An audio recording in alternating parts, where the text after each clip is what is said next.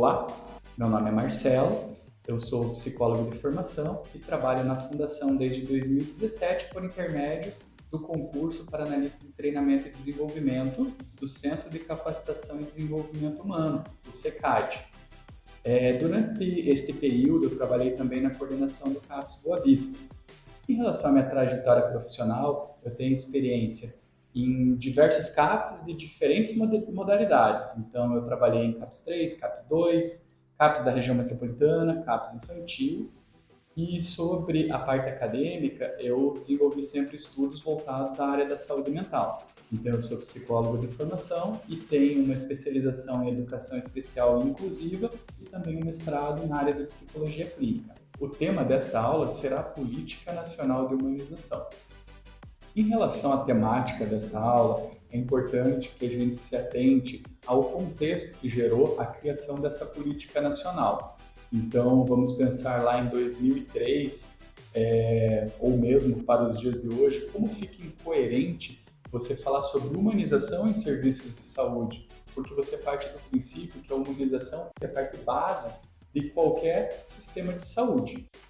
Por exemplo, quando eu entro num banheiro e eu me deparo com um cartaz dizendo: por favor, urine do vaso, por favor, jogue papel higiênico e absorvente no lixo. O que me ocorre? O que passa na minha cabeça em primeiro lugar? É que este é um comportamento padrão daquele banheiro, o uso inadequado do banheiro, ou em algum momento isso já foi executado. Aí precisa ter uma política, um cartaz que vai dizer a forma de utilizar o banheiro. E a PNH, a Política Nacional de Humanização, ela tem muita força na saúde mental justamente pelo retrospecto histórico dos tratamentos em saúde na área da saúde mental. Então, se nós pensarmos aproximadamente 30 anos atrás, como que funcionava o sistema de saúde? Então, o sistema de saúde ele operava em outro modelo de funcionamento, o modelo hospital-cêntrico. O que isso quer dizer? Isso quer dizer que o hospital psiquiátrico era o centro do tratamento e que existiam ausências de outros equipamentos de rede. Então, se eu tenho, por exemplo, um familiar que sofre de algum transtorno mental ou tem algum malefício, prejuízo na sua vida em decorrência do uso de substâncias psicoativas, eu pegava esse familiar, levava até o hospital, que ia passar por uma avaliação e ia ficar internado, às vezes por longos períodos. Saía do internamento, não iria ter continuidade nesse tratamento.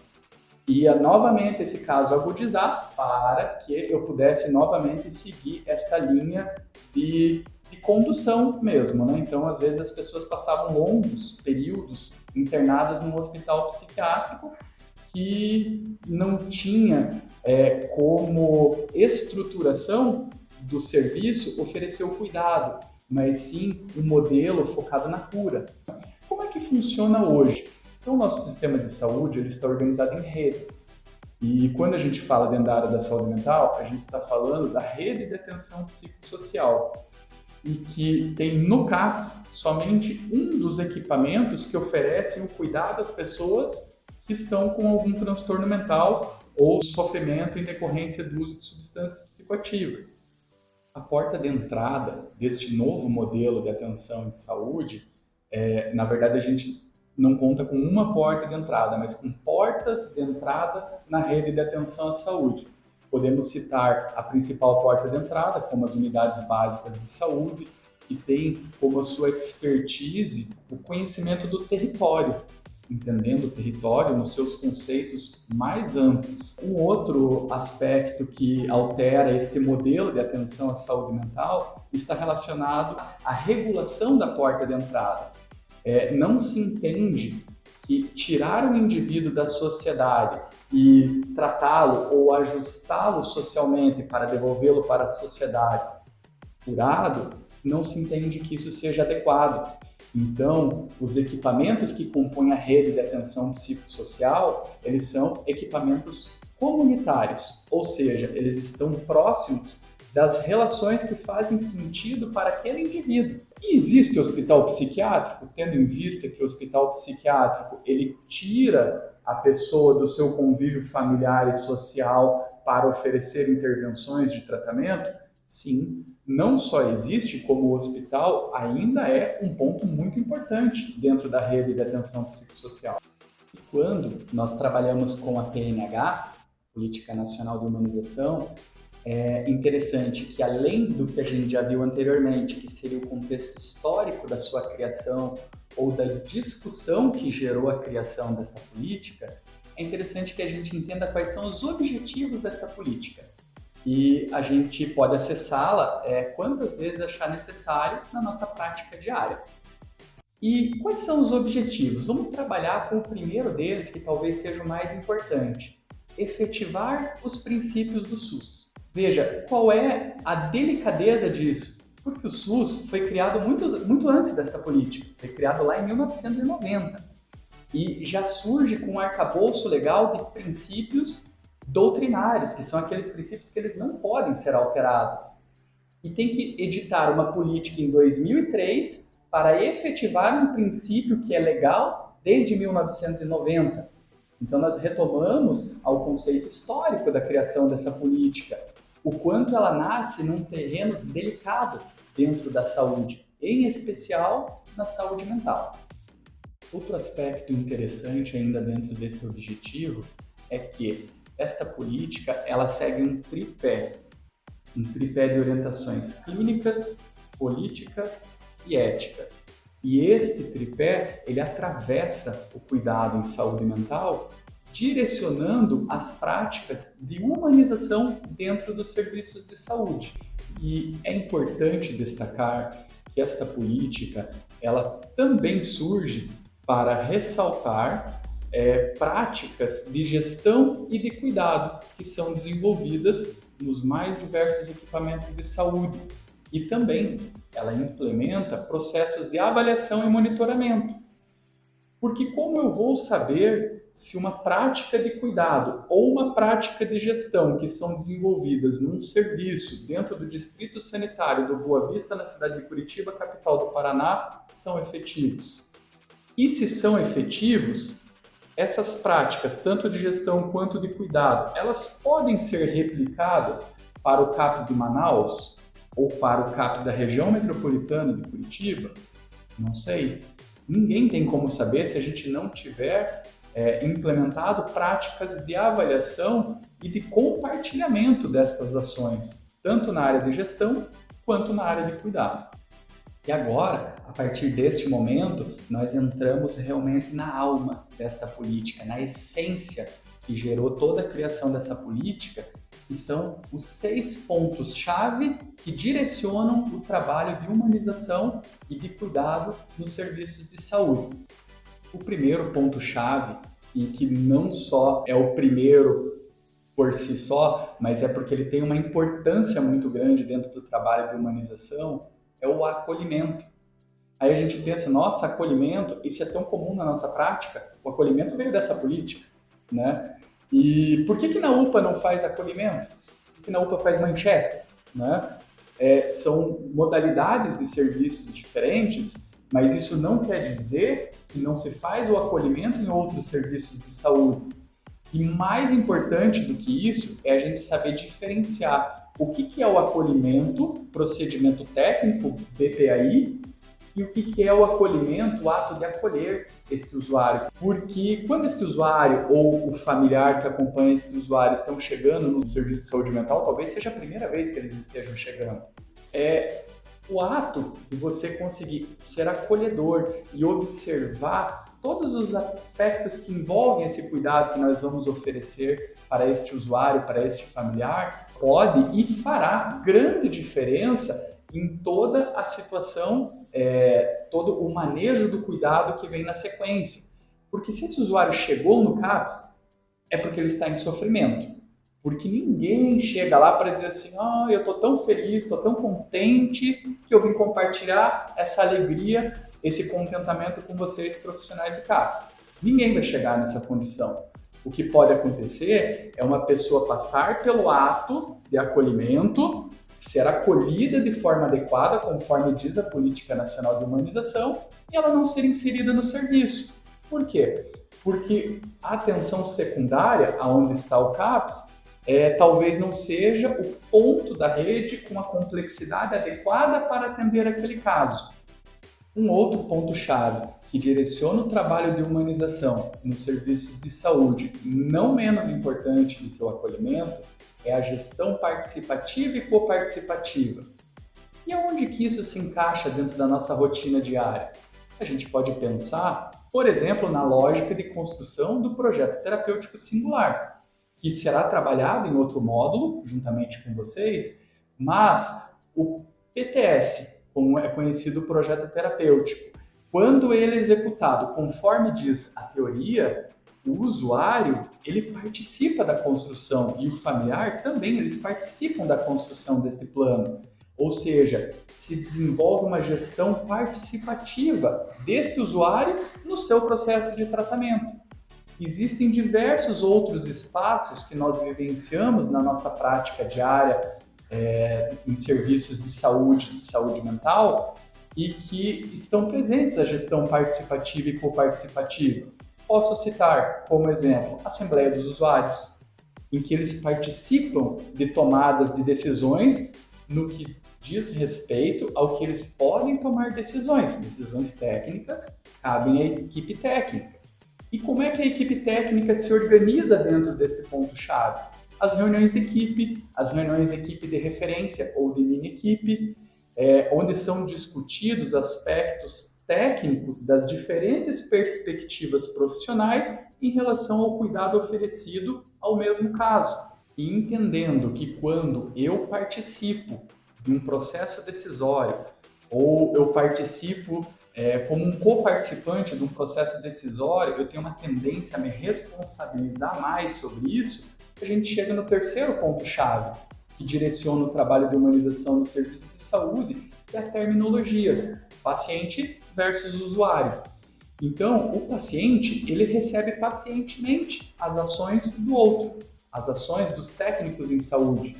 E o usuário, ele utiliza o serviço de saúde, ele impacta nas ações de saúde, assim como ele também é impactado pelas ações de saúde. E o que é importante a gente saber dentro desta terminologia paciente-usuário? Não é só chamar o usuário do usuário que eu estou trazendo humanização dentro desse processo de cuidado. Eu realmente tratar este usuário como um usuário. Porque a partir do momento que eu deixo ele num papel de paciente, recebendo pacientemente as intervenções que eu ofereço, mas eu chamo ele de usuário, eu estou indo contra o que diz esta política nacional de humanização. E com isso, abre o próximo ponto-chave, que seria a clínica ampliada. Na verdade, o conceito de clínica ampliada ele será melhor trabalhado em outra aula.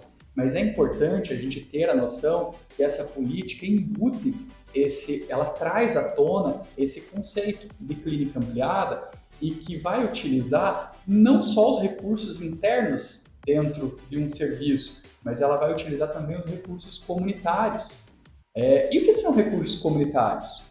Eu posso entender, por exemplo, uma associação de moradores que oferece algum curso, né? Eu posso entender que existem recursos comunitários dentro de igrejas, né, nos diferentes territórios, e que oferecem recursos que podem ser utilizados para este usuário que está em tratamento não no CAPS, mas em uma rede de atenção psicossocial composta por diversos equipamentos, alguns deles GOV e outros não GOV, e que o somatório de tudo isso vai compor um projeto de tratamento que seja eficaz para aquele sujeito, por isso que é singular, porque não existe um projeto de tratamento que possa ser utilizado para todos os sujeitos que ali procuram um serviço, porque cada ser humano, dentro da sua complexidade, vai ter alguns aspectos inerentes a si mesmo e que uma regra geral não vai funcionar no seu tratamento.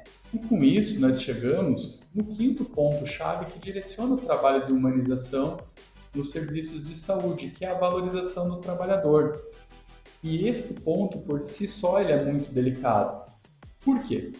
Porque se a gente olhar para a nossa realidade, neste momento, a gente vai ver que a gente não se sente valorizado em muitas situações. Mas quando a política trabalha sobre a valorização do trabalhador, ela não está somente falando sobre uma relação hierárquica, ou seja, da gestão para o trabalhador, mas a política está falando também sobre a valorização do trabalhador no sentido de o que o trabalhador está fazendo para a valorização do trabalhador, ou para a valorização, para a melhoria da qualidade de vida dentro do trabalho. Se a gente pega, por exemplo, um CAPS 3, 35 profissionais atuando juntos, né? Desenvolvendo um plano de cuidados longitudinal, em que aqueles usuários que estão no leito lá, eles têm um plano de cuidado que passa plantão de uma equipe para outra, e eu, como um desses 35 profissionais, sou uma pessoa que dissemina práticas tóxicas para as relações humanas. Qual é o ar que eu vou respirar? Se eu dissemino um ar tóxico, eu vou respirar um ar tóxico. Então, a política ela fala da construção de ambientes que sejam mais saudáveis e também da relação hierárquica com relação aos benefícios, com relação ao salário, com relação à segurança jurídica de você poder desenvolver a clínica de cuidados dentro da saúde mental, mas não só da saúde mental, dentro da saúde como um todo. E após a Política Nacional de Humanização tratar da valorização do trabalhador, ela vai tratar também do usuário ter noção ou ter conhecimento sobre os direitos enquanto usuário. Lógico que a gente tem que entender que os direitos, eles só são direitos quando eles são acompanhados de deveres. Mas vamos pegar na nossa prática diária, por exemplo, aquela ficha que é um trecho da Lei 10.216 de 2001 que fala sobre os direitos dos usuários. Quantas vezes eu já vi essa ficha em branco? E quando eu me deparo com essa ficha em branco, sem assinatura do usuário, o que isso me remete? Me remete a duas situações, pelo menos. Uma delas, ou o profissional que conduziu aquele atendimento ou aquela sequência de atendimentos, ele não tem noção da vitória histórica da construção desta lei, que fala sobre os direitos dos usuários, ou a assinatura do usuário nos seus direitos é somente mais uma burocracia que acontece, assim como tantas outras, no serviço de saúde mental. E aí eu me pergunto, tanto por uma situação quanto pela outra, qual é a qualidade do tratamento que é oferecido? Se a base do tratamento está com problema, porque o usuário saber dos seus direitos traz um conforto para si. E é direito saber dos seus direitos. Então, é muito importante que nós também nos atentemos ao que a gente está executando em relação à humanização dentro do serviço de saúde. E agora, quando a política ela vem desde o começo trabalhando do acolhimento, fala sobre a valorização do trabalhador, fala sobre o usuário conhecer os seus direitos, nós chegamos no que talvez seja o ponto mais importante dentro dessa política, dentro da humanização nos serviços de saúde, que se chama ambiência. E o que é a ambiência? É na ambiência onde as relações se dão, é um espaço de trocas e de relações sociais. É ali onde a clínica, onde as diferentes clínicas dentro do CAPS, elas fluem de forma azeitada. Os processos dentro de uma ambiência que é bem executada e que considera o usuário enquanto usuário e não como paciente, que valoriza os profissionais que estão ali. Ela considera também os mobiliários, a cor das paredes, a estrutura física, tudo isso faz parte da ambiência. Quantas vezes eu já vi profissional estar na escala de ambiência naquela manhã, o profissional está lá, parece que está sendo chicoteado, porque é um trabalho que ele é difícil? Sim, é um trabalho difícil. Exige muito do profissional? Sim, exige muito do profissional. Mas a importância deste profissional para todos os núcleos profissionais, ela é ímpar. Porque ali a gente consegue evitar uma crise em saúde mental. Porque lembrando que a crise em saúde mental, ela é construída. Um processo de emergência dentro da área de saúde mental, ele não funciona dessa forma. Diferente, por exemplo, da emergência em trauma, que de repente aconteceu um acidente e existe o trauma. E a capacidade técnica do profissional que está na ambiência vai fazer com que muitas dessas crises elas sejam evitadas. E como que a gente consegue perceber isso? Porque muitas vezes a gente só consegue perceber algumas coisas quando a gente olha para a grama do vizinho, que tem uma tendência a ser mais verde do que a nossa, né? Isso é uma tendência natural. Veja, para quem aqui tem filho em idade escolar, se eu chego numa escola e essa escola ela não é bonitinha, uma escola assim de educação infantil, se ela não é bonitinha, se ela não é coloridinha, tem desenho na parede, se ela não tem todo esse ambiente físico preparado para isso, se eu vejo, por exemplo, a coordenadora pedagógica dessa escola tratar de forma ríspida um professor, a gente está falando do campo das relações, se todos esses itens eles não estão harmônicos dentro do processo, eu não vou matricular meu filho nessa escola. Claro, se eu tiver a possibilidade de escolher, né?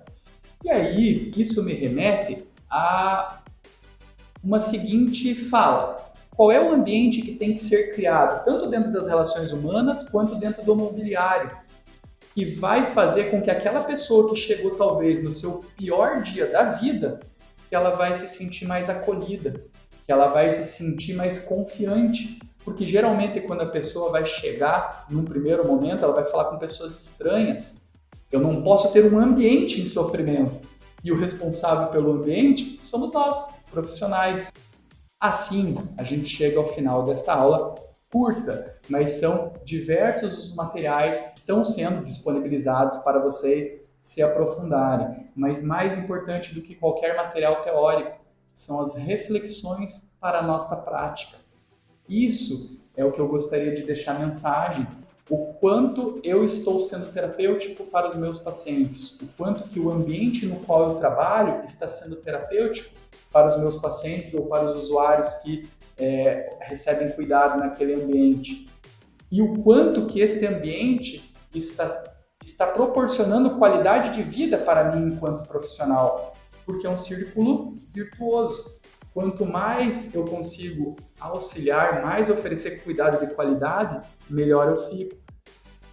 Consigo melhorias para o meu ambiente e, ao mesmo tempo, eu consigo oferecer um melhor cuidado e é um círculo virtuoso que se retroalimenta.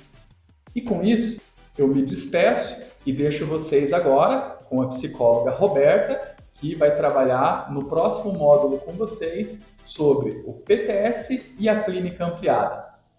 Tchau, tchau!